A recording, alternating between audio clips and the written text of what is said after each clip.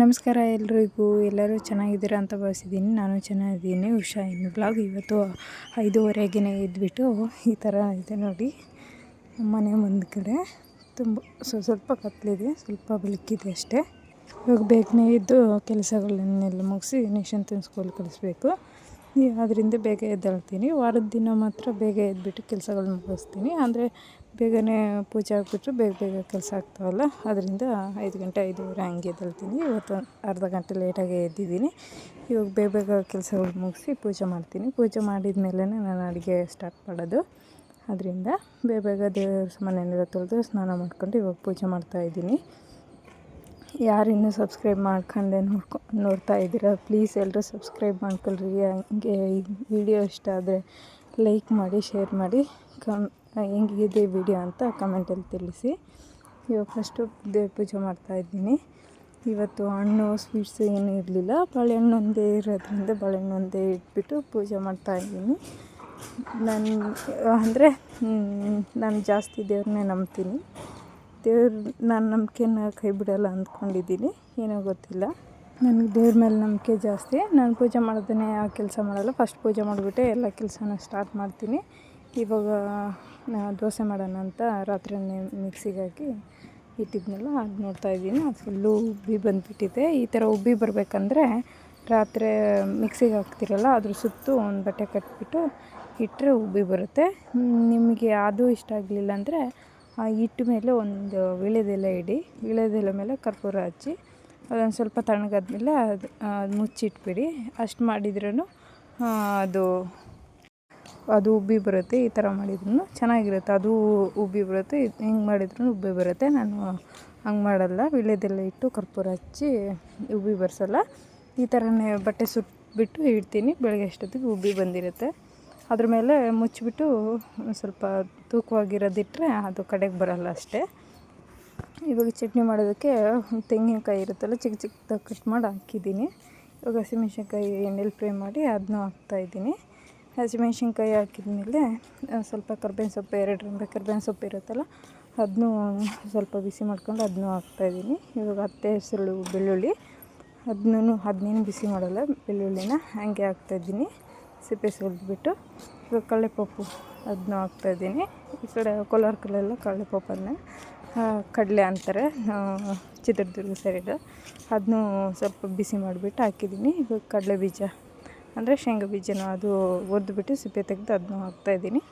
ಇವಾಗ ರುಚಿಗೆ ತಕ್ಕಷ್ಟು ಉಪ್ಪು ಹಾಕ್ತೀನಿ. ಉಪ್ಪು ಹಾಕ್ಬಿಟ್ಟು ಅದಕ್ಕೆ ಒಂದು ಸ್ವಲ್ಪ ಹುಣ್ಸೆಹಣ್ಣು ಹಾಕ್ತೀನಿ. ಜಾಸ್ತಿ ಹಾಕಿದರೆ ಹುಳಿ ಬರುತ್ತಲ್ಲ, ಅದರಿಂದ ಸ್ವಲ್ಪ ಹುಣ್ಸೆಹಣ್ಣು ಹಾಕ್ತಿದ್ದೀನಿ. ನನ್ನ ಮಗ ಕೈ ಹಾಕಿ ಕಡಲೆ ಬೀಜ ತಗೊತಾ ಇದ್ದೀನಿ. ಕೊತ್ತಂಬರಿ ಹಾಕ್ಬಿಟ್ಟು ಮುಚ್ಚಿ ಮಿಕ್ಸಿ ಮಾಡ್ಕೊಳೋದು ಅಷ್ಟೇ. ಇವಾಗ ಮಿಕ್ಸಿ ಆಗಿದೆ. ಇದಕ್ಕೊಂದು ಚಿಕ್ಕದಾಗಿ ಒಂದು ಒಗ್ಗರಣೆ ಕೊಡೋಣ. ಒಂದು ಚಿಕ್ಕ ಕಡೆಗೆ ಇಟ್ಕೊಂಡು ಅದಕ್ಕೆ 2 ಟೇಬಲ್ ಸ್ಪೂನ್ಸ್ ಎಣ್ಣೆ ಹಾಕ್ಬಿಟ್ಟು, ಎಣ್ಣೆ ಆದಮೇಲೆ ಸಾಸಿವೆ ಹಾಕ್ತಿದ್ದೀನಿ. ಇವಾಗ ಕಡಲೆ ಬೀಜ ಹಾಕ್ತೀನಿ. ಉದ್ದಿನಬೇಳೆನೂ ಹಾಕ್ಬೋದು, ಸ್ವಲ್ಪ ಕಡಲೆಬೇಳೆ, ಉದ್ದಿನಬೇಳೆ. ಆಮೇಲೆ ಒಂದು ಒಣಗಿದ ಮೆಣಸಿನ್ಕಾಯಿ ಇರುತ್ತಲ್ಲ, ಅದು ಚಿಕ್ಕದಾಗಿ ಕಟ್ ಮಾಡಿ ಅದನ್ನ ಹಾಕ್ಬೋದು. ನಾನು ಅವೆರಡು ಹಾಕಿಲ್ಲ. ಇವಾಗ ಕರ್ಬೇವಿನ ಸೊಪ್ಪು ಹಾಕಿ ಅದು ಫ್ರೈ ಅದು ಗೋಲ್ಡನ್ ಕಲರ್ ಬಂದಮೇಲೆ ಕಡಲೆಬೇಳೆ ಚಟ್ನಿಗೆ ಹಾಕಿ ಮಿಕ್ಸ್ ಮಾಡೋದಷ್ಟೇ. ಆ ಥರ ಮಾಡಿದ್ರೂ ಚೆನ್ನಾಗಿರುತ್ತೆ. ನಾನು ಆ ಥರ ಮಾಡಿದರೆ ಈ ಮೂರೇ ಯೂಸ್ ಮಾಡಿ ಮಾಡ್ತಾಯಿದ್ದೀನಿ. ಇವಾಗ ಪಲ್ಯ, ಆಲೂಗಡ್ಡೆ ಪಲ್ಯ ಮಾಡೋದು ಹೆಂಗೆ ಅಂತ ಹೇಳ್ತಾಯಿದ್ದೀನಿ. ಇವಾಗ ಆಲೂಗಡ್ಡೆ ಎಲ್ಲ ಬೇಯಿಸ್ಕೊಂಡು ಸಿಪ್ಪೆ ಅದು ತಣ್ಣಗಾಗಲಿ ಅಂತ ಹಂಗೆ ಇಟ್ಟಿದ್ದೀನಿ. ಇನ್ನೂ ಸಿಪ್ಪೆ ಸುಲಿದಿಲ್ಲ. ಅಂದರೆ ಚಿಕ್ಕದಾಗಿ ಕಟ್ ಮಾಡಿ ಒಂದು ವಿಷಲ್ ಹೊಡಿಸಿ ಇಟ್ಟಿದ್ದೀನಿ. ಪಾತ್ರೆಯಲ್ಲಿ ಬೇಯಿಸಿಲ್ಲ, ಕುಕ್ಕರಲ್ಲಿ ಬೇಯಿಸಿದ್ದೀನಿ. ಇವಾಗ ಒಂದು ಪಾತ್ರೆಯಲ್ಲಿ 3 ಟೇಬಲ್ ಸ್ಪೂನ್ ಎಣ್ಣೆ ಹಾಕಿ ಸಾಸಿವೆ ಜೀರಿಗೆ ಹಾಕಿದ್ದೀನಿ. ಅದೆಲ್ಲ ಸಿಡಿದ ಮೇಲೆ ಕಡಲೆಬೇಳೆ ಹಾಕ್ತಿದ್ದೀನಿ. ಅದೊಂದು ಸ್ವಲ್ಪ ಫ್ರೈ ಆದ ತಕ್ಷಣ 2 ರೆಂಬೆ ಕರ್ಬೇವಿನ ಸೊಪ್ಪು, ಹಸಿಮೆಣ್ಸಿನ್ಕಾಯಿ 3 ಹಸಿಮೆಣ್ಸಿನ್ಕಾಯಿ ಮಧ್ಯಕ್ಕೆ ಕಟ್ ಮಾಡಿ ಅದು ಹಾಕಿದ್ದೀನಿ. 3 ಫ್ರೈ ಆಗಲಿ, ಆಮೇಲೆ ಈರುಳ್ಳಿ ಹಾಕೋಣ. ಅಂದರೆ 3 ಫ್ರೈ ಆಗಬೇಕಲ್ವ, ಅದಕ್ಕೆ ಸ್ವಲ್ಪ ಹೊತ್ತು ಬಿಟ್ಟಿದ್ದೀನಿ. ನಾನು ಇವತ್ತು ಹಾಕಿರೋ ಬ್ಲಾಗ್ ಹೆಂಗಿದೆ ಅಂತ ಕಮೆಂಟ್ ಮಾಡಿ. ಇಷ್ಟ ಆದರೆ ಒಂದು ಲೈಕ್ ಮಾಡಿ. ನೀವು ಹೇಳ್ದಿದ್ರೆ, ಲೈಕ್ ಮಾಡಿದ್ರೆ ನನಗೆ ಗೊತ್ತಾಗಲ್ಲ ಯಾವ ಥರ ಇದೆ ಅಂತ. ಇವಾಗ ಇದು ಫ್ರೈ ಆಗಿದೆ. ಈರುಳ್ಳಿ ಹಾಕ್ತೀನಿ. ಒಂದು ಮೀಡಿಯಮ್ ಸೈಜ್ ಇದ್ದ ಈರುಳ್ಳಿ ತೊಳೆದ್ಬಿಟ್ಟು ಕಟ್ ಮಾಡಿ ಹಾಕ್ತಾಯಿದ್ದೀನಿ. ಇವಾಗ ಇದು ಫ್ರೈ ಆಗಲಿ. ಫ್ರೈ ಆದ ತಕ್ಷಣ ಟೊಮೊಟೊ ಕಟ್ ಮಾಡ್ಕೊತಾ ಇದ್ದೀನಿ ಆ ಕಡೆ. ಅಂದರೆ ಒಂದೇ ಕೈಯಲ್ಲಿ ಕ್ಯಾಮ್ರಾ ಹಿಡ್ಕೊಂಡು ಒಂದು ಕಡೆ ಫ್ರೈ ಮಾಡ್ತಿದ್ದೀನಲ್ಲ, ಅಷ್ಟು ಕ್ಲಿಯರ್ ಅನಿಸ್ತಿದೆಯೋ ಇಲ್ಲೋ ಗೊತ್ತಿಲ್ಲ, ಅದು ಮಿಸ್ ಆಗುತ್ತೆ ಸ್ವಲ್ಪ ಆ ಕಡೆ ಈ ಕಡೆ ಶೇಕ್ ಆಗುತ್ತಾಗಲ್ಲ. ಅದರಿಂದ ಇವಾಗ ಈರುಳ್ಳಿ ಎಲ್ಲ ಫ್ರೈ ಆಗಿದೆ, ಟೊಮೊಟೊ ಹಾಕ್ಕೊತಿದ್ದೀನಿ. ಒಂದು ಮೀಡಿಯಮ್ ಸೈಜ್ ಟೊಮೊಟೊ ಕಟ್ ಮಾಡಿಬಿಟ್ಟು ಹಾಕ್ಕೊತಾ ಇದ್ದೀನಿ. ಟೊಮೊಟೊ ಇದು ಹುಳಿ ಟೊಮೊಟೊ, ಫಾರಮ್ ಟೊಮೊಟೊ ಅಲ್ಲ, ಸ್ವಲ್ಪ ಹುಳಿ ಇರುತ್ತಲ್ಲ, ಅದರಿಂದ ಒಂದೇ ಹಾಕ್ತಾಯಿದ್ದೀನಿ. ನಮಗೆ 4 ಆಲೂಗಡ್ಡೆ ಹಾಕಿದ್ದೀನಿ, ಮೀಡಿಯಮ್ ಸೈಜ್ದು ಸಾಕು 4 ಜನಕ್ಕೆ. ಇವಾಗ ಟೊಮೊಟೊ ಫ್ರೈ ಆಗಲಂತ ಒಂದು ಸ್ವಲ್ಪ ಉಪ್ಪು ಅರಶಿನ ಹಾಕ್ತೀನಿ. ಇದು ಚೆನ್ನಾಗಿ ಫ್ರೈ ಅದು ಟೊಮೊಟೊ ತುಂಬ ಚೆನ್ನಾಗಿ ಫ್ರೈ ಆಗಬೇಕಂದ್ರೆ ಉಪ್ಪು ಹಾಕಲೇಬೇಕು. ಹಾಕಿದರೆ ಚೆನ್ನಾಗಿ ಸ್ಮೂತಾಗಿ ಆಗುತ್ತೆ.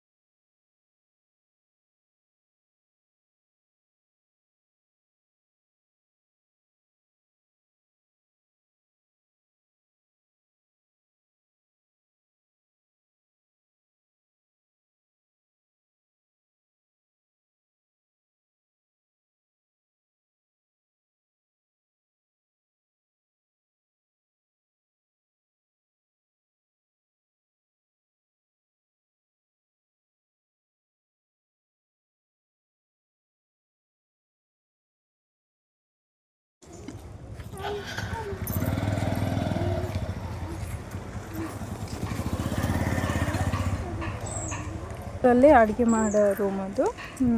ಇದು ಲಾಸ್ಟಿಗೆ ಅಂಗನವಾಡಿ ಇರೋದು. ಹೋಗ್ತಾ ಇದ್ದೀನಿ. ಅವ್ರ ಮೇಡಮ್ ಆವಾಗಲೇ ಫೋನ್ ಮಾಡಿದ್ಲು, ಬಂದಿದ್ದೀನಿ ಬನ್ನಿ ಅಂತ. ಕರ್ಕೊಂಡು ಹೋಗ್ತಾ ಇದ್ದೀನಿ. ಬಂದು ಏನೋ ಕೆಲಸ ಮಾಡ್ತಾಯಿದ್ರೆ ನಾನು ಬಿಟ್ಬಿಟ್ಟು ಇವಾಗ ಹೋಗ್ತಾ ಇದ್ದೀನಿ. ಸ್ವಲ್ಪ ದಿನಸಿ ಐಟಮ್ ಇತ್ತು, ಅದಕ್ಕೆ ನಾವು ರೆಗ್ಯುಲರಾಗಿ ಯಾವುದಾದ್ರು ಇರ್ತೀವಿ ಆ ಟೈಮಲ್ಲಿ ಹೋಗ್ತಾ ಇದ್ದೀನಿ. ಅಲ್ಲಂದರೆ ತುಂಬ ಚೆನ್ನಾಗಿ ಕೊಡ್ತಾರೆ ನಮಗೆ, ಆದ್ದರಿಂದ ಗೊತ್ತಿರೋ ಅಂಗಡಿ ಅಂದರೆ ಚೆನ್ನಾಗಿದೆ ಅಂತ, ಅದಕ್ಕೆ ನಾವು ಒಂದು 5-6 ವರ್ಷದಿಂದ ಅದೇ ಅಂಗಡಿಯಲ್ಲಿ ತೊಗೊಳ್ತಾ ಇರೋದು. ತುಂಬ ಚೆನ್ನಾಗಿ ಕೊಡ್ತಾರೆ, ಕಡಿಮೆ ಪ್ರೈಸಲ್ಲೂ ಕೊಡ್ತಾರೆ ಅಂತಲ್ಲ. ಯಾರೂ ಲಾಸ್ ಮಾಡಿಕೊಂಡು ಅವರಿಗೆ ನಷ್ಟ ಮಾಡ್ಕೊಂಡು ಯಾರೂ ಕೊಡೋಲ್ಲ, ಜಾಸ್ತಿ ಲಾಭ ಇದು ಮಾಡೋಲ್ಲ.